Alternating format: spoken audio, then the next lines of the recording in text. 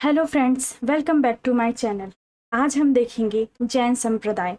मैंने इससे पहले वीडियो में आप लोगों को बताया है कि नवीन धर्मों का उदय कैसे हुआ था। उन नवीन धर्मों में था हमारा जैन धर्म और बौद्ध धर्म, जो थोड़े थोड़े समय अंतराल में शुरू हुए हैं। ठीक है, इनके जो उदय होने के कारण थे वो मैंने बहुत ही अच्छे से एक्सप्लेन कर दिया है, तो आप इसके पहले वाला वीडियो देख सकते हैं। ठीक है, आज हम देखते हैं जैन संप्रदाय। इसे मैंने 2 पार्टों में आपको समझाऊंगी, थोड़ा थोड़ा, ताकि आप लोगों को ज़्यादा हैक्टिक ना हो। ये हमारा पार्ट 1 है। ठीक है, आगे बढ़ते हैं। ये जैन संप्रदाय, ठीक है, ये इसका क्या है, स्पाइडर डायग्राम। ठीक है, ये हमारा जैन संप्रदाय का स्पाइडर डायग्राम है। मैं हमेशा से कहती हूँ कि हर स्टूडेंट को स्पाइडर डायग्राम बनाना मस्ट है। मैं अपना पर्सनल सजेशन देना चाहती हूँ। ठीक है, इससे क्या होता है कि हमारे नज़रों के सामने हमें जब एक ही पेज में सब कुछ क्लियर हो जाएगा कि हमें उस एक जो मेन टॉपिक है, जैसे यहाँ पे मेन है हमारा जैन संप्रदाय, उससे रिलेटेड हमें क्या क्या पढ़ना है और क्या क्या पता होना चाहिए, या क्या हमने पढ़ लिया है और क्या हमसे छूट गया है। ठीक है, तो देखते हैं जैन संप्रदाय में। हम देखेंगे जैन संप्रदाय के बारे में, जिसमें हम सबसे ज़्यादा महावीर स्वामी पर फोकस करेंगे।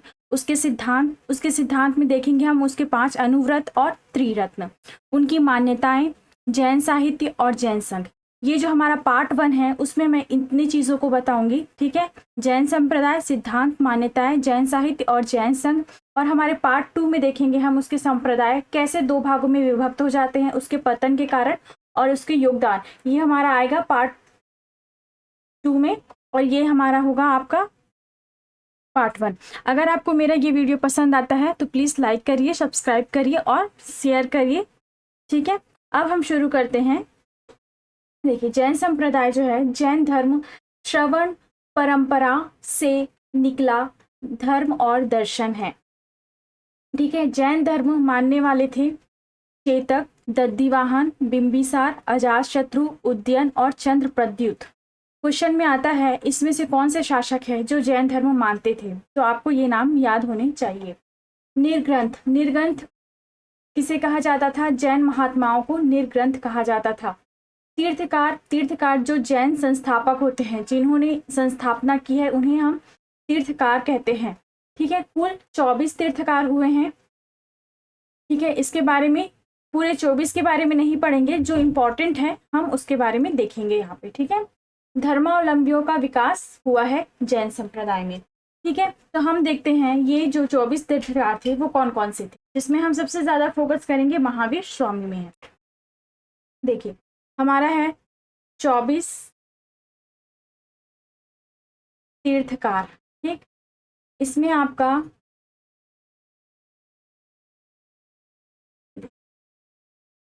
सबसे फर्स्ट है आपका ऋषभ देव। ऋषभ देव सबसे फर्स्ट तीर्थकार कौन थे? ऋषभ देव। इसे कहीं कहीं पे आदिनाथ भी कहा जाता है, आदिनाथ। ठीक है, ऋषभ देव आदिनाथ। इसे विष्णु का अवतार कहा गया है भगवत पुराण में। विष्णु का अवतार कहा गया है किसमें? भगवत पुराण में। ठीक,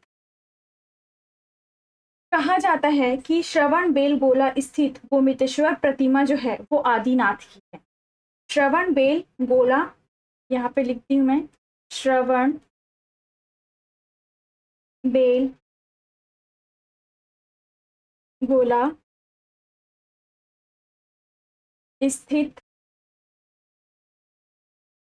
गोमेतेश्वर प्रतिमा जो है वो किसकी है? आदिनाथ की है। ठीक है, और कहा जाता है कि ये जो ऋषभ देव है ये अयोध्या से जुड़े हुए थे। अयोध्या से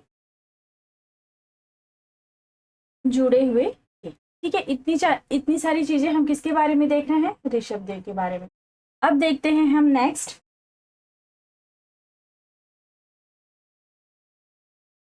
11वें नंबर के कौन थे? श्रेयांसनाथ। श्रेयांसनाथ कभी कभी एग्जाम में पूछा जाता है कि 11वें नंबर के तीर्थकार कौन थे? तो वो थे हमारे श्रेयांसनाथ। उसके बाद हम देखेंगे 19वें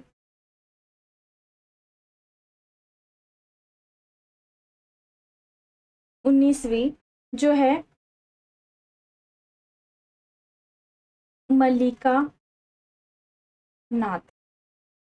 ठीक है, इनका प्रतीक क्या था? कलश। ये भी चीज याद रखेंगे, इनका जो प्रतीक था वो क्या था? कलश। देखिए 19वें जो है ये मल्लिका नाथ, नाम से तो लगता है कि स्त्री है, पर खुद जैन धर्म के तीर्थकारों में ये मतभेद था। कुछ लोग कहते थे कि ये पुरुष है और कुछ लोग कहते थे कि ये स्त्री है। तो वो अभी भी क्लियर नहीं हुआ है, बट ये जान लीजिए कि 19वें जो थे वो मल्लिका नाथ थे और उनका प्रतीक चिन्ह क्या था? कलश। ठीक है, अब आते हैं 21वें नंबर पे। 21वां है आपका नेमिनाथ। नेमिनाथ, ठीक है। महाभारत के समय नेमिनाथ मौजूद थे, ऐसा कहा जाता है। महाभारत के समय नेमिनाथ जी मौजूद थे। ठीक है, पूछा जाएगा कि महाभारत के समय जो तीर्थकार थे उनका नाम क्या था? तो वो उनका नाम था नेमिनाथ। अब हम देखेंगे नेक्स्ट 22वां, ये है अरिष्ट नेमि। अरिष्ट नेमि, ठीक है। कहा जाता है कि ये वासुदेव कृष्ण के भाई थे या उनका रूप था, या मतलब कह सकते हैं कि उन्होंने जन्म लिया था किनके? वासुदेव कृष्ण के भाई। ठीक है, अब हम देखेंगे 23वां है आपका पार्श्वनाथ। पार्श्वनाथ 23वें तीर्थकार कौन थे? पार्श्वनाथ।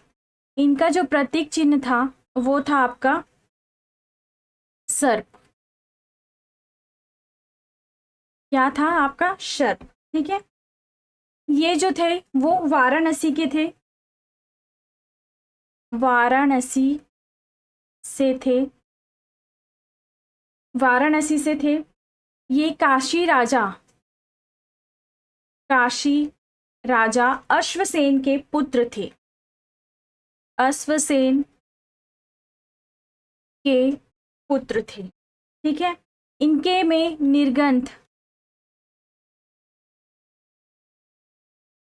निर्ग्रंथ अपने अनुयायियों को कहते थे, ये क्या? निर्ग्रंथ। ठीक, इनकी जो पत्नी थी उनका नाम था प्रभावती। पत्नी का नाम था प्रभावती।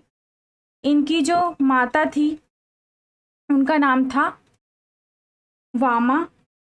ठीक है, पार्श्वनाथ ने 4 आचरण पर फोकस किया है, 4 आचरण पर फोकस किया है।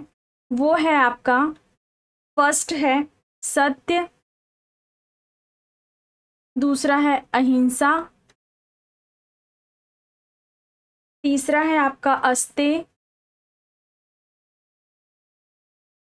चौथा है आपका अपरिग्रह।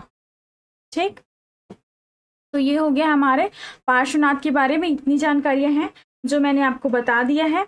ठीक है, अब देखते हैं 24वें जो थे। ठीक है, 24वां जो था वो थे महावीर स्वामी।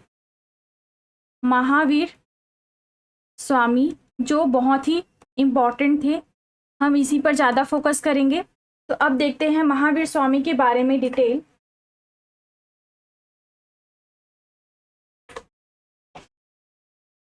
महावीर स्वामी जो थे वो 24वें तीर्थकार थे। ठीक, महावीर का मतलब होता है महान सूर और जीन का मतलब होता है विजेता। इनका जो मूल नाम था वो था वर्धमान। ठीक है, देखिए इनका जो जन्म है वो 540 ईसा पूर्व कुंडल ग्राम वैशाली में हुआ है। ठीक, इनकी माता जो थी वो त्रिशाला थी, बिंबिसार के ससुर लिच्छवी नरेश चेतक की बहन थी।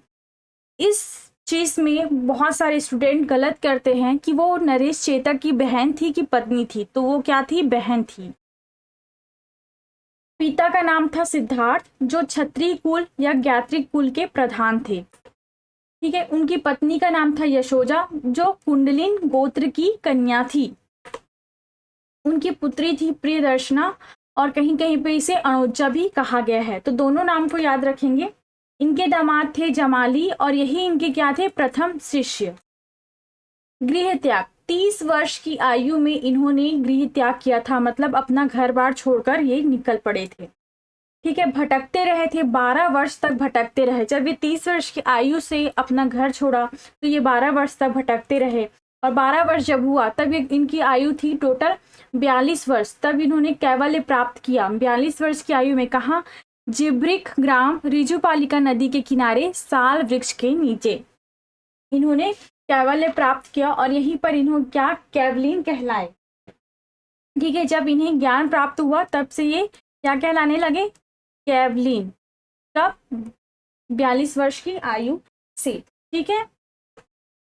इनको निर्वाण प्राप्त हुआ था 468 ईसा पूर्व, मतलब 72 वर्ष में, राजगृह समीप पावापुरी, नालंदा, राजा हस्तिपाल के यहाँ। ठीक है। तो इनका निर्वाण प्राप्त मतलब शरीर त्याग देना, या जो सिंपल सा चीज समझ लें, मृत्यु हो जाना, पर ऐसा नहीं कह सकते हम लोग, कहेंगे प्राण त्याग देना। कब हुआ था?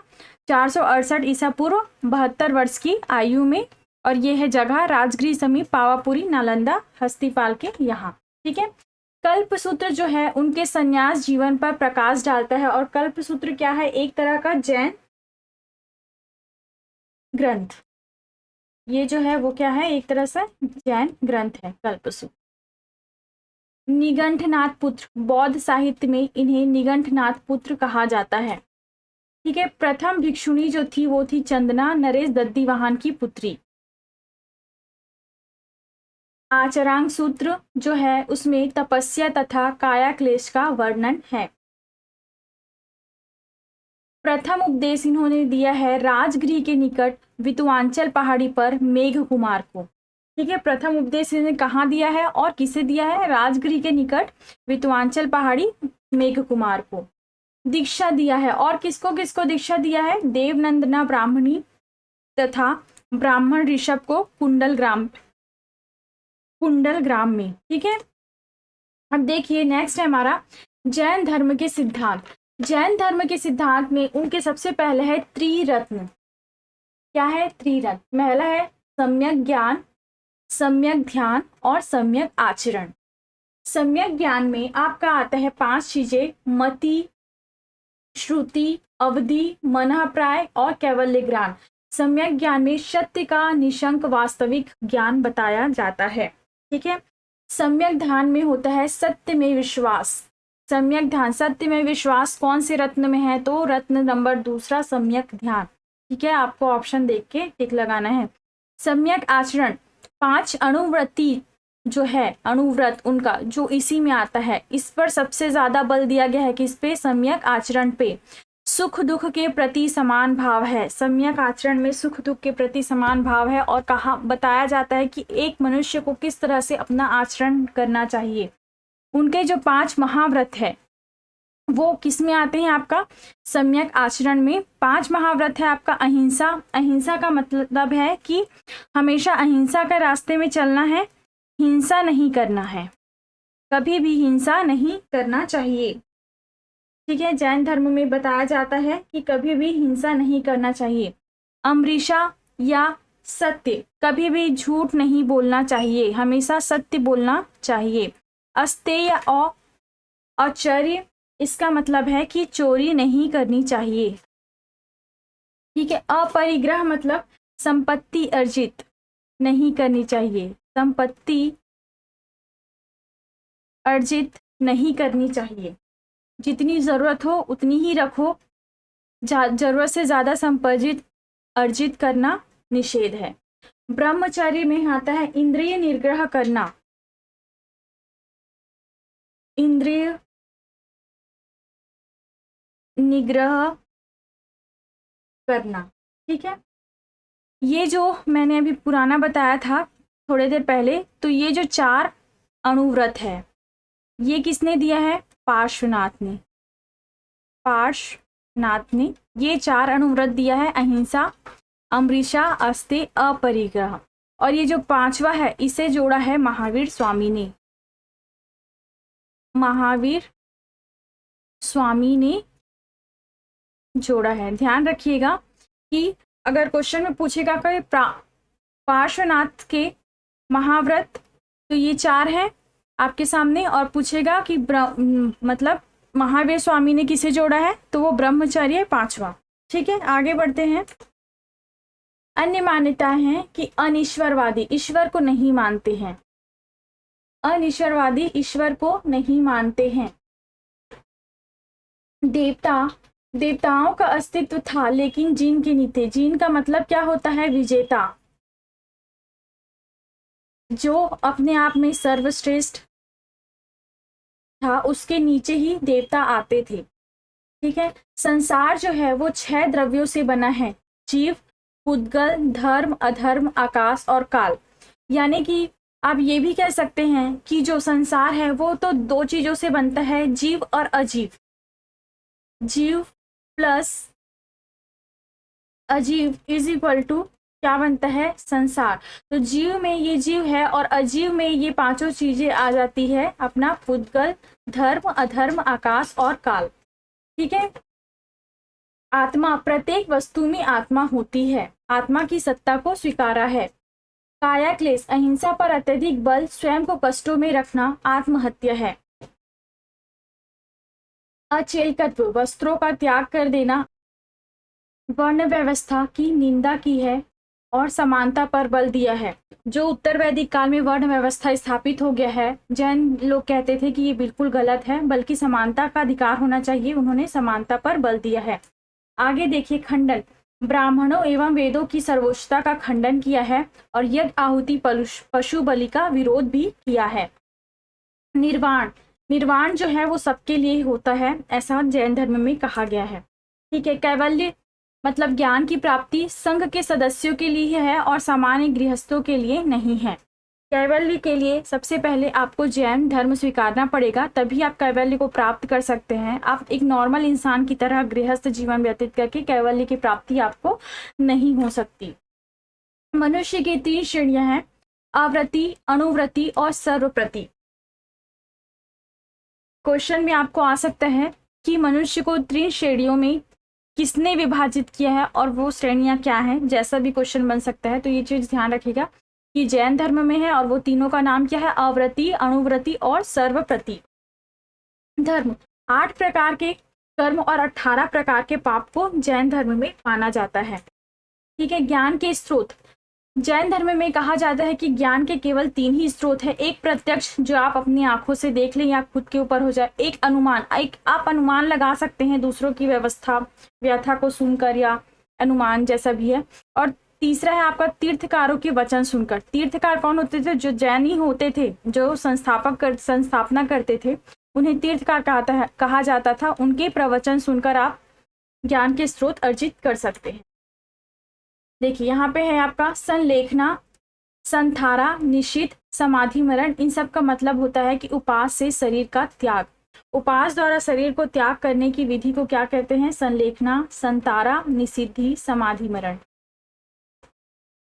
देखिए जैन साहित्य, अब अगला देखते हैं हम जैन साहित्य। इसमें भाषा है आपका प्राकृतिक एवं संस्कृतिक। ठीक है, जैनों की 2 भाषा थी, प्राकृतिक और संस्कृत। पूर्व पर्व और 14 पूर्व जो है ये प्राचीनतम जैन ग्रंथ है। आणम जैन साहित्य है, आणम करके जो है उसे जैन साहित्य है, जिसमें 12 अंग होते हैं, जिसमें से 11 बचे हैं। 12 उपांग है, 6 सेठ सूत्र हैं, 4 मूल सूत्र है और 2 मिश्रित ग्रंथ है। आगे देखते हैं जैन संघ। सदस्यों को 4 वर्गों में विभाजित किया है। भिक्षु और भिक्षुणी जो सन्यासी होते थे, श्रावक और श्राविका जो गृहस्थ जीवन जीते थे। ठीक है, और कैवल्य प्राप्त करने का अधिकार किसे था? जो सन्यासी हो, गृहस्थ जीवन जीने वालों को नहीं था। ठीक है, बहुतरवाद संप्रदाय बहुतरवाद संप्रदाय था एक, जिसे जमाली द्वारा चलाया गया था। जमाली कौन था? महावीर स्वामी का दामाद था। ठीक है, महावीर स्वामी की मृत्यु के बाद उनका सुधर्मन नाम का एक था जो उसका प्रथम अध्यक्ष और प्रथम थेरा बना। सुधर्मन के बाद जम्बू स्वामी 44 वर्षों तक अध्यक्ष रहा और यही अंतिम कैवलिन थे। कौन अंतिम कैवलिन थे? आपका जम्बू स्वामी। ठीक है, इस तरह से हमारा जैन धर्म का प्रथम पार्ट जो है, फर्स्ट पार्ट, वो समाप्त होता है। अगर आपको ये मेरा वीडियो पसंद आया हो तो लाइक करिए, शेयर करिए और सब्सक्राइब करिए। Thank you.